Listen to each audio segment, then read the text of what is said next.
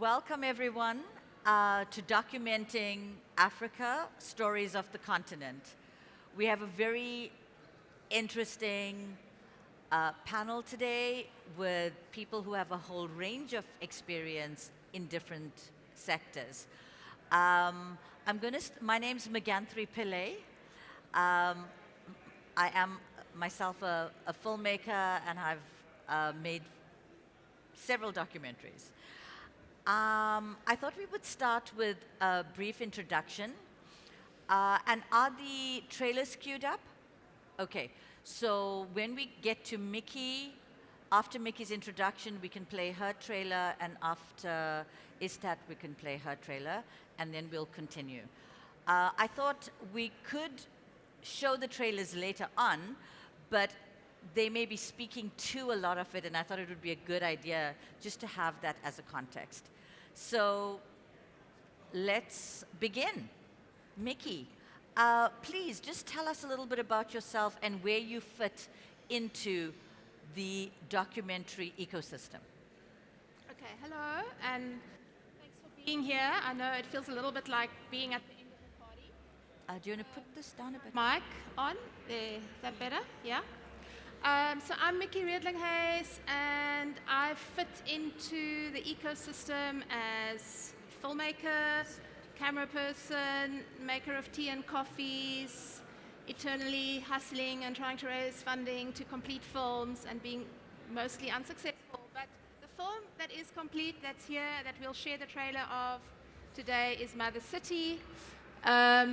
This is a project that lies very close to my heart, and I think in terms of this conversation, I'm just going to talk about the experience of making this film, because I think it's always easier to talk very specifically about a project than to kind of talk in general.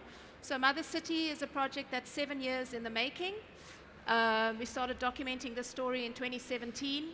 So I guess in relation to this conversation, to make documentaries takes very long, because to raise funding takes very long.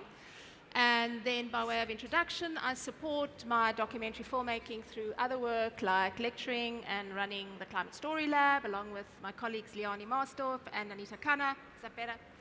And I teach a short course at UCT on using film for social impact. So filmmaker, social impact, making stories for change. Thank you. Let's play the trailer.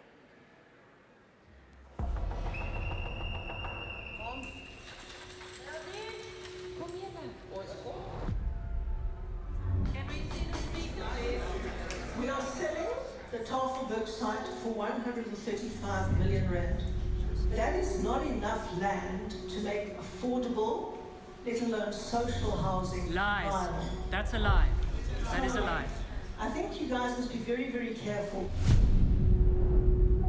They want to evict. They want to evict us. This is going to be the biggest eviction in the inner city since the end of apartheid. That's not possible. You're going to be in for the fight of your life. You will follow my lead.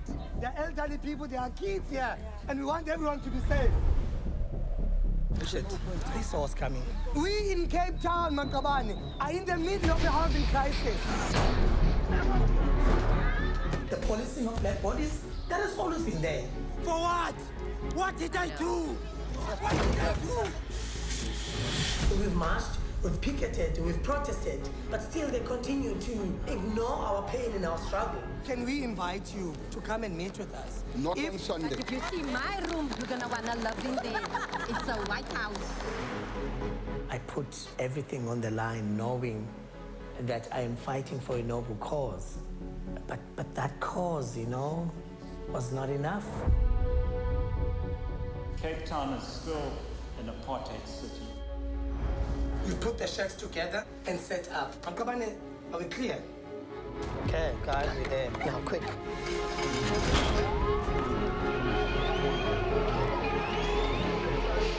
To each and every person watching us from their offices, take a moment to think about the kind of facility that they want. I need you to ask him to please leave immediately. Please. Those guys have big guns in there. The police are not here. So those guys are going to enforce it. They will act outside the law, and they will be fucking right.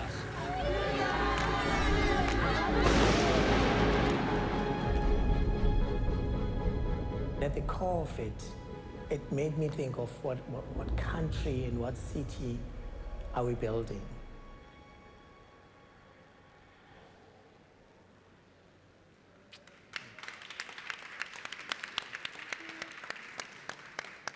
We're not going to jump into that. I mean, we could literally be here for many hours just discussing that film. And now, let us talk to Izette Mostert. Please introduce yourself and let us hear where you fit in. So I'm a filmmaker. I produce, direct, or edit. I try not to do all of it on the same film. I've worked in reality, I've worked in documentary, I've worked in drama, scripted. I prefer documentary because it tells stories, it brings stories to people that can make a change and make impact. So my short trailer, the film I worked on, is very much the opposite of what Miki worked on, the process. And we'll get into how that process can be so different for different films. It was quick, it was 3 days shooting, it was out. We didn't have to haggle for funding, that just happened. It was the best luck shot. So sometimes that happens too, not often. And mine is short, it didn't take 7 years. I feel a little bit guilty, sorry, Miki. But it was one of the most fun projects I've ever worked on.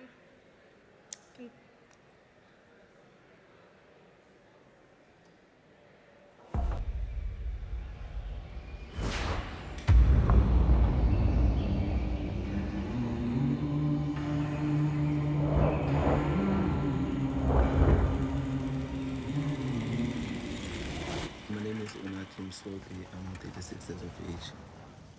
I believe that sport can unite people.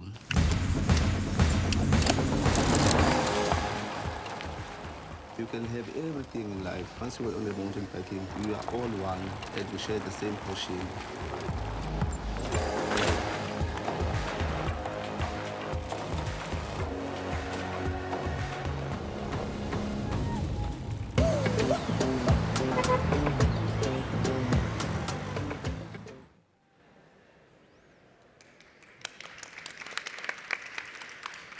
Thank you so much. Nicola van Niekerk, broadcaster? Yes, I'm the head of premium content and co-productions for MultiChoice. That means all of the big documentaries on Showmax, the Showmax originals, have all originate from myself and my team. So, for example, Devil's Dorp, Taba Bester, Rosemary's Hit List, Outside Lane, School Ties, all of that is commissioned by myself and my team. Thank you. And last but not least, Tiny Mungwe. Tell us a little bit about your journey and where you are currently. I'm a producer at Steps, which is a Cape Town-based media organization. We work in the production of documentary and also the distribution and impact space with documentary.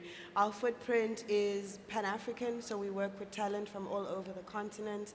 And our approach to making films is that we make films in the context of theme-specific projects.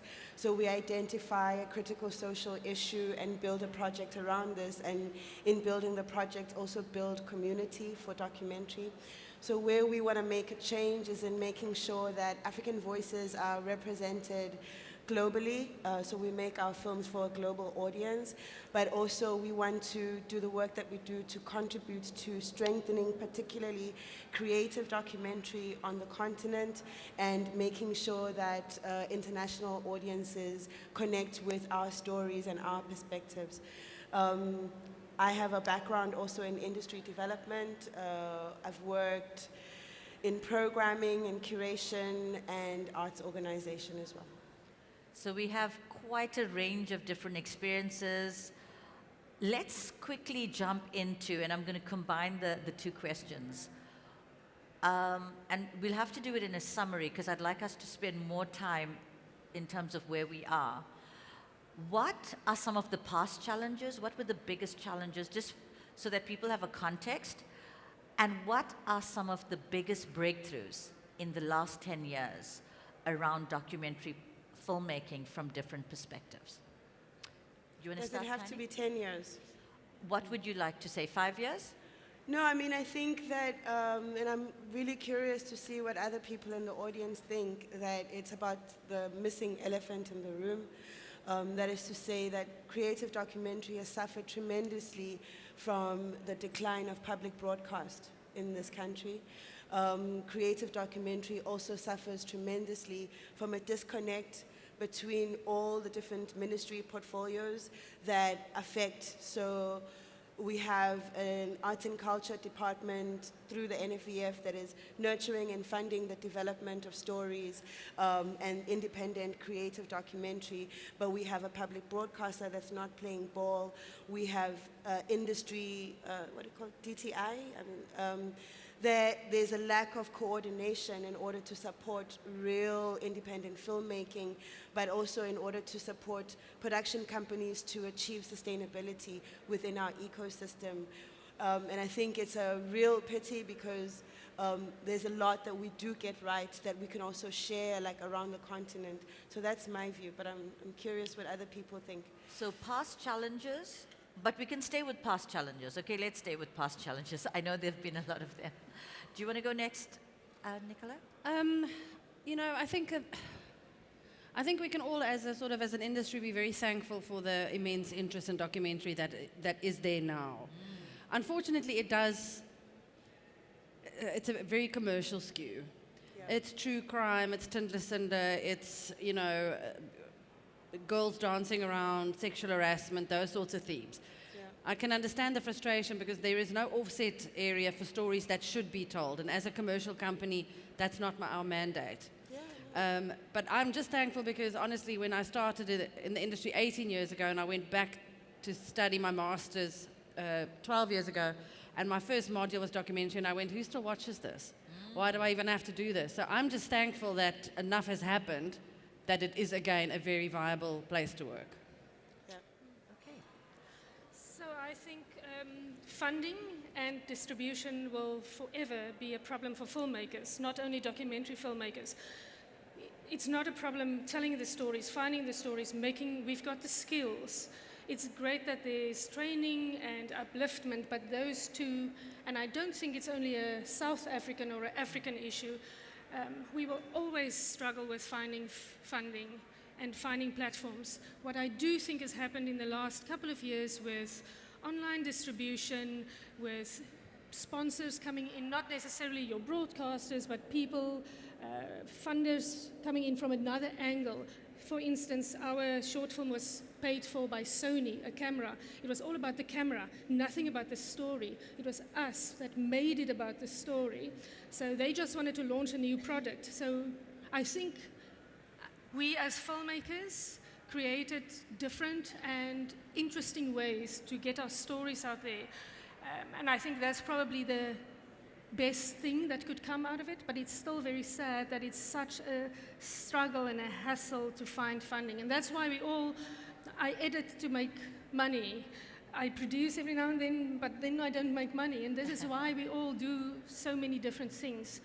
I'm not hopeless, though. I think there's a good way forward with the distribution as well. We don't only have to look, it's great if your film is on a big screen or on any of the broadcasters, but there's things like Sunshine Cinema, Doc Love, Steps, getting films out there, and that's ultimately what we want to do. We want people to see the film, that it can make an impact. So I think we, as a collective filmmakers, made that change. Fantastic. Miki, what are your thoughts on some of the past challenges? I was hoping to talk about some of the breakthroughs. Okay, let's if we've had enough of the past challenges, guys, and the reality is the past challenges is an entire degree on its own. And they are important, I think, for context and to help us, because sometimes we can be confused about a certain situation and you're like, why is this thing here? And if you go back, you can trace what the issues are, and hopefully understand how to create solutions. So let's start with breakthroughs. What are some of the breakthroughs? Okay, I like focusing on the positive, so I'm going to go for breakthroughs.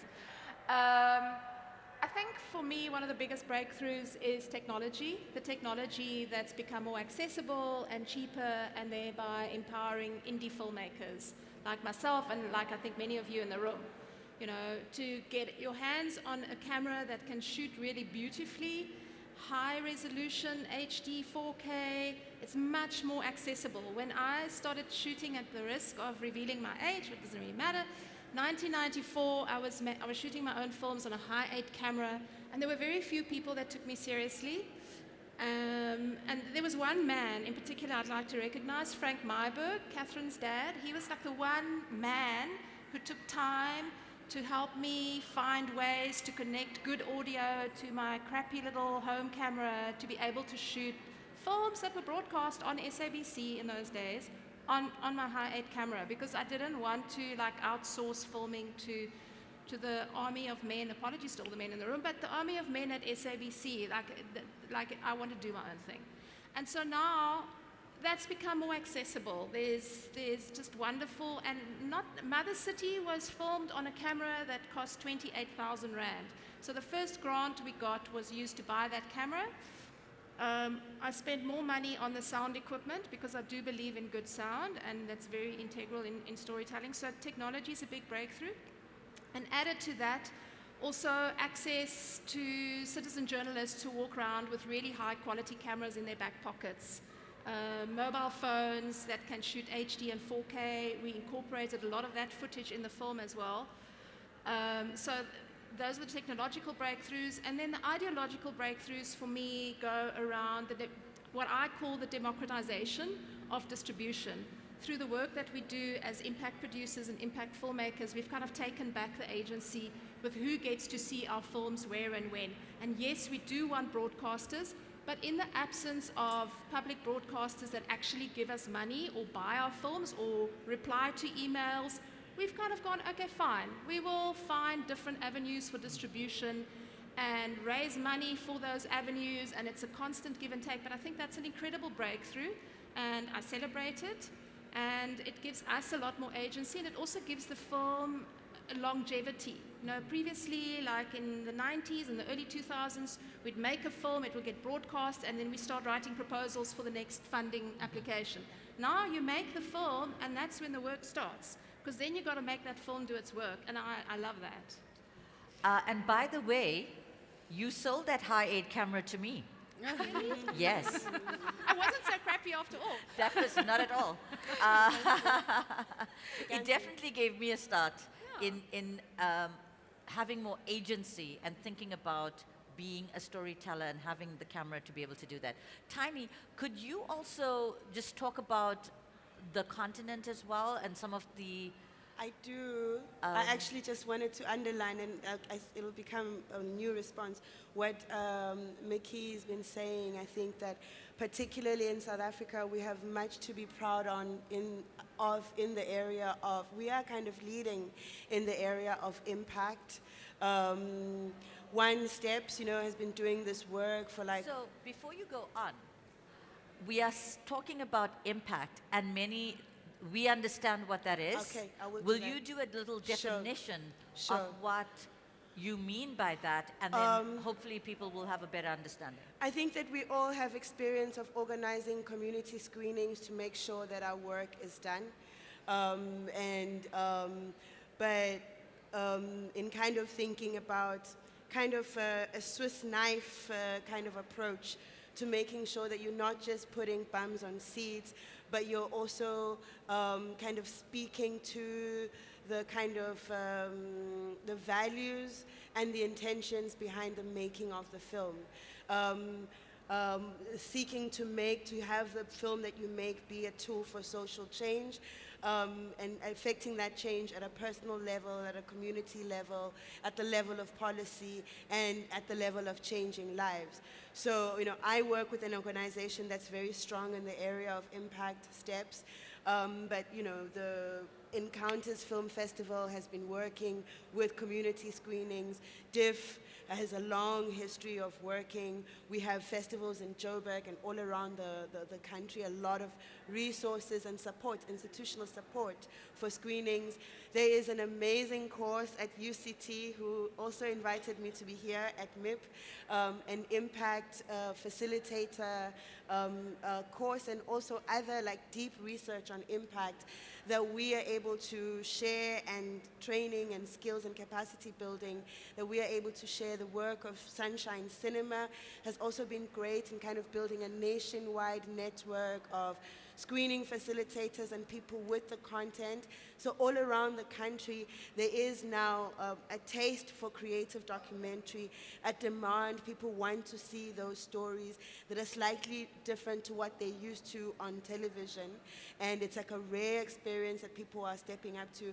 Also in communities that are like very far flung, like peri-urban, urban, and also rural communities.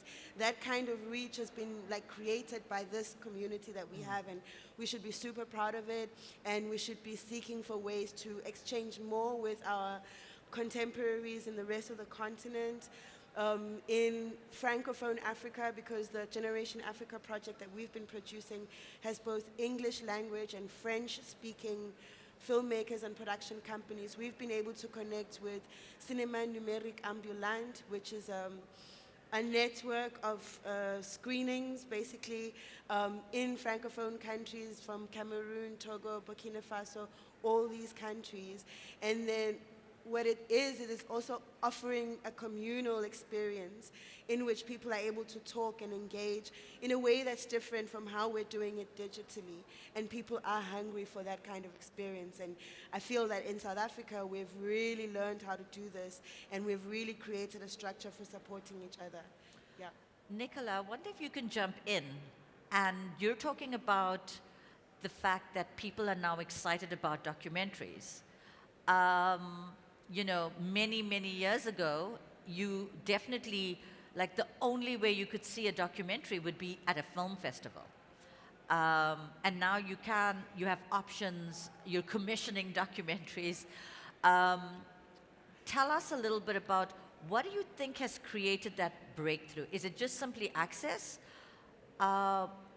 What's your feeling in terms of what the breakthroughs are and maybe what you think has created it? I think the commercialization of documentary heavily over the last 12 years has influenced. It's sort of what came first, people wanting to watch it or people knowing how to make it. I want to say the following. So, I mean, we receive a variety of pictures all the time, and I want to use Miki's piece that she had up as a very good example. That is probably not the sort of piece that we would immediately look at, but look at how it has been edited. It is a classic, almost a thriller, I honestly felt. I mean, there are people, there are very high stakes, lives being lost, inequality, an amazing soundtrack, clearly. It's cut to thrill. It really feels like it's a social impact piece, but it's made with a commercial lens. And I think what we need to start seeing a lot more of is the commercial documentary that crosses over into your social pieces, and that will make the social documentaries live longer and make them considerably more attractive to more commercial platforms such as ourselves. Yeah. Because a lot of it is, and I always say to people, like, don't think that you come to me with a piece of poverty porn. I call it poverty porn because it's made to shock, and it's got very little substance and story, and all it is to shame the viewer that is watching it. And nobody, when you've got an hour of television available at night to watch, is going to watch something to be shamed. We need to also just be very aware of that. Do you want to speak to any of the issue around breakthroughs? Well, I just think that there's a platform for everything and anything, and don't disregard the one for the other one. I don't sit in front of the TV watching only soaps or only dramas or only news, and I think documentary must be treated like that too. So not every film you make will end up on Showmax, But there is Showmax and EVOD and all the channels that you can catch afterwards. It's not like we used to sit in front of the TV waiting for that one broadcast. But don't disregard the cinemas like Sunshine, Steps, going out, taking films to people. And I really think there's a place for both. But us as filmmakers must also decide where our film want to be. The one will be more entertainment, the one will be more impact, but ultimately, as you say, films like Blackfish, Tindler Swindler, those type of documentaries created this path for us to tell documentary films that's popular, like popular films. Because ultimately, if I'm going to spend money or spend my time, that is, I want to decide, am I going to watch this or not? That's what we come in. And obviously, apart from the public broadcasters, there are other entrants, there are other distribution channels. Has this made an impact? Has this created an opportunity? What is the feeling in terms of how people access the content? We deal a lot with international distributors and broadcasters and in putting together co-production documentaries. And I'll say that documentaries as a co-production come together and secure financing considerably quicker than dramas do. And they distribute incredibly well. They recoup really well. There's a major appetite for them worldwide. And again, like Izette has said, just because we don't want something because we are very commercial, the amount of festivals and films and broadcasters internationally looking for different SKUs of documentary is, I feel, considerably more vast than a drama series. So I think if a very talented and tenacious documentary filmmakers probably never had as many options as they have now, despite the lack of the support from the public broadcaster. There's also educational and non-theatrical distribution. I think particularly in the really said developed world, in the global north, there's a lot of opportunities to monetize your content for educational distribution. It also does mean that you have to be much more, meticulous in creating accompanying material that can help to sell it as educational. That is to say, how do you frame your film? How do you manage it? How do you imagine it fitting into a possible curriculum? But there's a lot of opportunities to also lengthen for a much longer time the shelf life of your content through educational distribution. And in the program that UCT was hosting, we had a Kenyan educational distributor called Cindy Mbai, whose initiative is called Tunga Africa, Tunga Africa. She's starting a really radical educational distribution initiative in Kenya. Exciting. Can I jump in? Please do. Is this on? Yeah. I can't hear Yes. myself. I also just wanted to add, I want to talk about Cindy's distribution mapping, but just to go one step back and talk about festivals providing an incredible platform for distribution, and also the kind of interest you can leverage out of your festival showcase. For us to have opened at Encounters this year, there's been so much leverage for Mother City. I think we had more than 20 print articles, we had radio interviews, news interviews, and it's still ongoing. So that creates really good engagement, and there's more and more festival opportunities around the world, and the festivals have also grown. I mean, Encounters now to 20 years ago, the first time I ever had a film on a film festival at Encounters, it's a different beast, and also I suppose maybe also having the experience of how to kind of work it better. But then also just to say, keep an eye out for the work of Tunga Africa, because Cindy is busy running a distribution mapping program, and that should be online by early next year. And it's to map the distribution opportunities across the continent as a resource and make it freely available. So I think that's an exciting thing to look forward to in the future. Sounds like some breakthroughs, Yeah. for sure. We have touched on tech, but do we want to jump into how tech has created the space and more opportunities just a little bit more, or? Well, I think the main thing is that it's accessible to anyone in the room, whereas when we started, apart from not seeing films, it was one guy with a big camera slugging around. Now we can all film and we can get it out there. Even though it's not on Showmax, it's on a YouTube channel, these opportunities didn't exist. And again, not to disregard what you do. Even if it's that short film, there's so many little competitions out there. The 1 Minute Film Festival, 48-hour film festival coming up this weekend. There's Film Freeway that encourage young filmmakers to work with their footage, creating a short little film. So the platforms, and that's what technology brought, the platform is so big and it's so much easier. But that said, like Miki said, sound, don't think I can run around with my little phone and make beautiful visuals and no one can hear what you say. So there's still a lot to do. And I think UCT had a short course on how to make a film, a 1-week short course. I don't know if that's on anymore, but that's the type of thing that's also accessible. It's free. So I'm just really positive about where we are going and what technology has brought. Tiny? I want to be controversial and say this thing of anyone with a camera and anyone with an editor can make a story, it also means you have to really sit and ask yourself what makes this a film. Yeah. There still has to be a strong narrative structure.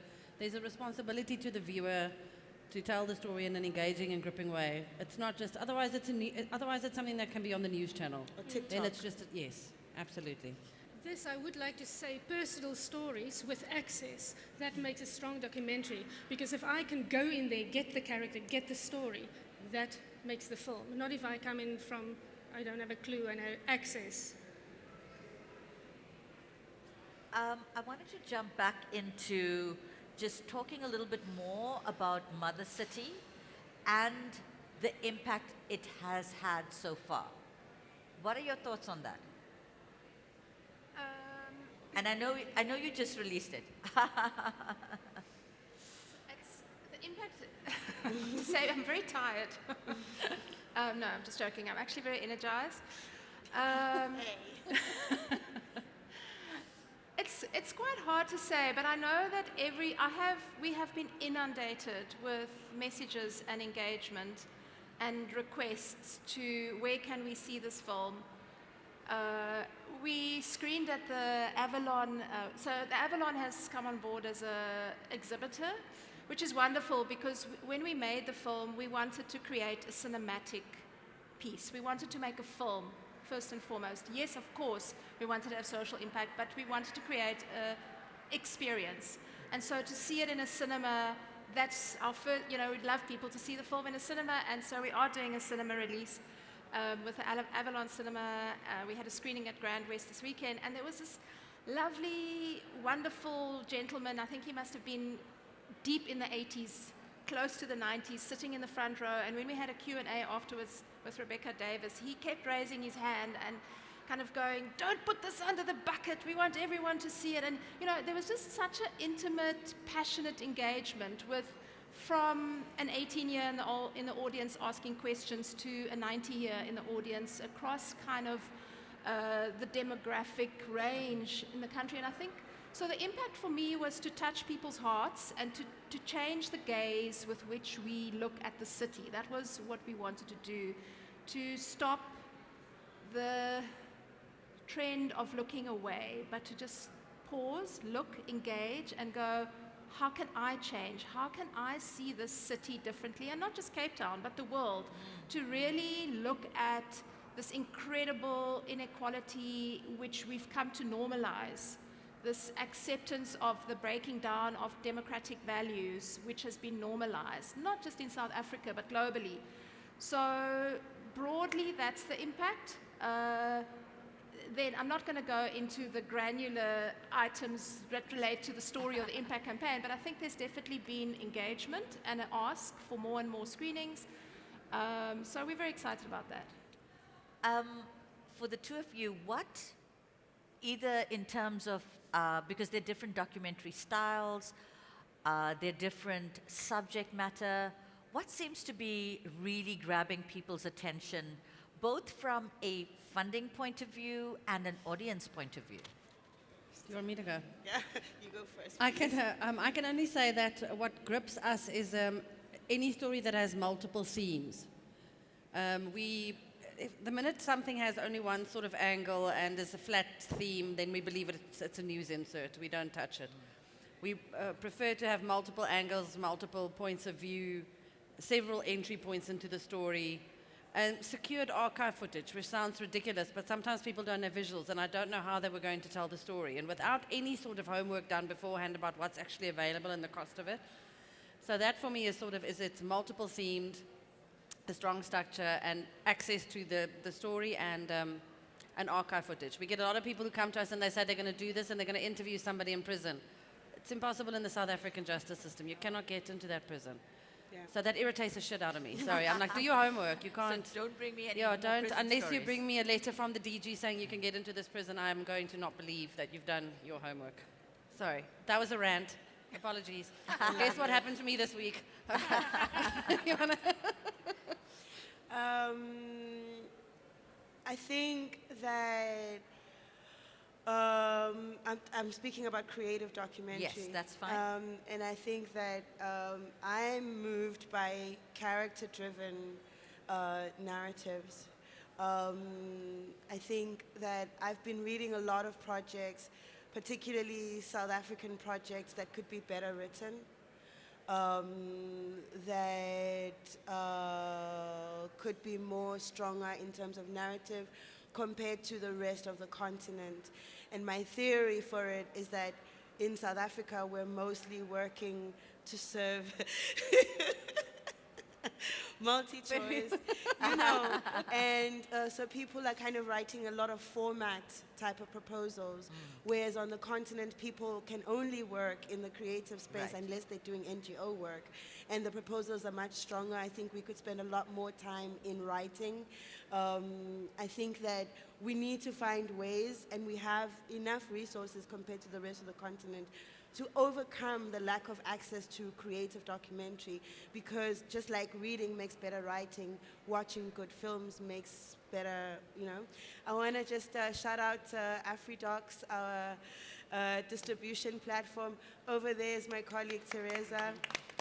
So we try to curate creative documentary, mostly from the continent, but also broadly from the global south, that is very much the kind of thing that I'm describing. I think that there is an over-reliance in our South African community on reenactments. And I think that there are very beautiful ways. Did you just also dilate your pupils? No. I'm not a big fan of a reenactment, so that's But all. that being said, there are some films which do reenactments in very beautiful ways. Some of you would have seen The Mother of All Lies. This is one film with reenactments this year that has moved me beyond. And like, just to give an example, she goes and she's telling the story about what happened in her streets, like in Morocco, a long time ago, not much family archive. But her dad makes plastic figurines. So she makes plastic figurines of everybody in the story, and then she acts it out. So it's about how do you approach, if you're going to do reenactments, how can you approach reenactments in a way that stays true to the promise of documentary, which is some kind of truth. That's the one way in which when I see a reenactment, I'm like, and also how can reenactment also be cinematic in its approach? That is not to say actors acting, but what is a kind of comment on the form, on the cinema form that you can make if you're going to choose reenactment? It's a lot of thinking, I think, that has to be evident if you're going to choose reenactment in your way of telling stories. Fun conversation. Thank you. I think we'll wrap up and then just throw it out and open it up a little bit. Any final thoughts on major gaps and or solutions around documenting Africa? What's the dream? You know, what do we still need to do? Dream for me, I remember, I'm just jumping in here. I remember years ago listening to a masterclass with Kim Longanotti. And she, the dream for me was her telling us how she was in Japan working on one film, and she got a call from her commissioning editor asking her if she wanted to make this film. And I was like, can you imagine that happening? Because for me, as somebody who's been doing this for a very long time, it feels like every time I make a film and I have to try and get somebody interested in supporting it with funding. Sorry to break the hearts of young filmmakers I see in the room, but I have to start at zero. And I was like, wow, Kim, do you know how lucky you could are? be watching and seeing what has actually been happening. But that's not a moan, it's just a reflection. You know, you got to have that dream. Anyone else with some dreams? Well, dream for me.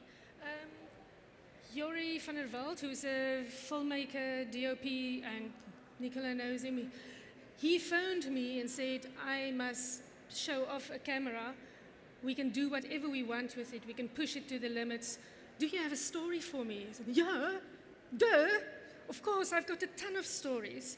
And we presented this to Sony, and they picked one, and we got budget to film that short film that you saw. We had drones, we had jibs, we had makeup, we had a set, we had a base, we had what? Cappuccinos? We had cappuccinos, we had food. I made a short documentary of 7 minutes that will springboard a longer film. The impact is that all the guys in the film are now known to a broader community. Cycling has changed their lives. The trail fund that's cleaning up the trails in and around the town received major extra funding, and it just fell in my lap. But I've been wanting to tell Unati's story on his bicycle for 10 years. So yes, it took time. And that film was screened on MultiChoice Sports Channel, in Dubai, at Woordfeest coming up, Doc Love. So it does happen, but not necessarily often. Thank you. I mean, I started with it. For me, it's we need more broadcast in the continent. And I think you'll agree with me, working in the international co-production space, as documentary filmmakers, we go to set up co-productions and we have very little in our pockets. Like I can't sell the film to Zimbabwe, I can't. So not just in South Africa, we need to work towards, also it's important for democracy that we have stronger public broadcast and stronger support for creative documentary with first the SABC and then the rest of the continent. Thank you. Guys, we got to keep those dreams. We got to make those dreams. Because actually, a lot of the dreams many of us had at the dawn of 1994 have actually come to fruition, despite everything. We have a couple more minutes, 5 minutes. So any questions that anyone has, any comments? Thank you. Please just let us know your name as well. Thanks. Hi, my name is Naomi. I want to ask Miki, how did you actually fund your film? Because it took 7 years. Slowly. We got it developed. So at the time that we started thinking about really filming Mother City with my old camera, before we bought that camera, I was finishing another film that had been funded by the Bertha Foundation, and they were very happy with it. So it was like an ideal opportunity to say, I've got a new idea, could you offer some development funding? So they came in with development funding, and then the NVF. And that's where most of our funding came from, actually, was through, like every time we'd go back and ask the same, you know, got the development funding, then got the production funding, then got some post-production funding, then got some impact funding. But it's not just about funding. It was also about building partnerships and leveraging goodwill. So when it came to the final post, when we had something, we could then also go to Heinrich Bull and get them to come in to help us. You know, we kind of motivated that certain of the things that we didn't have money for, that we still needed money for, was impact, like having a website, like having a trailer, which should, I suppose, come out of the production fund, but it is also, you can't have impact without those things. So we could leverage kind of impact funding. to be able to complete some of those things. And we had an incredible team of composers. We had the most incredible sound designer, and people came on board because they loved the project and they deferred hugely, for which we're incredibly grateful. Thank you. Probably one more burning question. Hi there, I'm Laura. I have a question for Nicola. I'm curious, so, we've been talking about how there are so many stories that people want to tell and can tell and are interested in hearing about. For MultiChoice and for your team, for the next year or year and a half, are there any particular stories that you guys are looking to kind of explore or highlight in terms of documentaries? Do you have particular plans? Gosh, I'll say that documentary is by far our biggest growth investment at the moment, Wow. from where we've started. And I'll say that's true for the entire industry. In terms of drama spend and unscripted spend, this is the growing genre investment. So that's something for us all to be very hopeful and passionate about.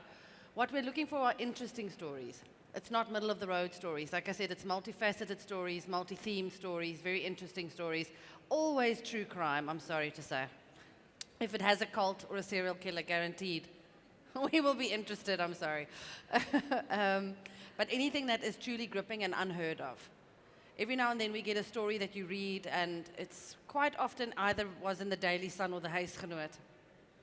And you are just blown away by the things that people do. As they say, truth is stranger than fiction. Absolutely. So that's what we're looking for. And it's not just a story that can be told in half an hour.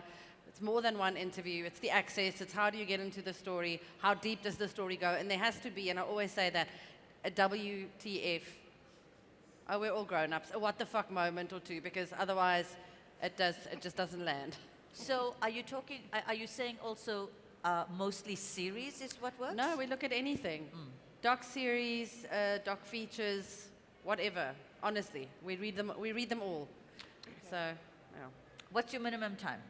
What's mine? Your minimum slot. I don't like doing a doc feature less than 90 minutes. Okay. 60, but we've done 60 minutes before, but they're just, especially on Showmax, they're quite insubstantial. But I mean, again, it's a streamer. You do whatever you want to do. And on linear, we have to unfortunately stick to your sort of, if it's an Afrikaans doc, then it goes into a cake net slot. So that's exactly 48 minutes. So it's probably necessary to know those conventions if you want to pitch to a specific platform. Fantastic. Wonderful. Now we know if that's your thing. Oh, you have another question? Last question? We're gonna take that question. You can ask that question directly, hopefully. I'm just trying to, Anne, just wait. 2 minutes. Okay, sorry. I've been trying to see her the whole week. Okay. It's a good thing you have a microphone. No, I have a microphone. So, Nicola, this is for you. So I imagine when Miki started, she probably, it's hypothetical, a person like her, if she came with a project like that, at that point in time, you probably would have said no, because I probably would have said no if I was in your shoes, because I can't see your vision initially. So my question is, once she has finished this absolutely fabulous film, can she go back to you and say, how about it? Would you like to stream it? I didn't plant her. I've never met her. No, I think, initially we probably would have said no because it seems to be a social impact piece. Unless she'd said to us, it's a social impact piece and here's what you don't know and the access we don't have. And then I would have possibly asked how legally at risk would we be getting involved quite early on, because remember, we're still, a listed company and there are rules.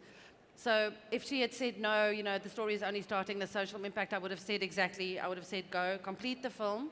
And now that, the minute that you've got a festival run behind you, potential distribution deals, all those little stickers that go up of the festivals, it becomes quite a coveted piece of content. And then you can come back with a finished tape for licensing. Yeah. Thanks, Naomi. Thank you so very much for You're sharing. not planted person in front. Thank you also very much for sharing your experience and your insights. And good luck to you all and to those who seek to make documentaries. Thank you.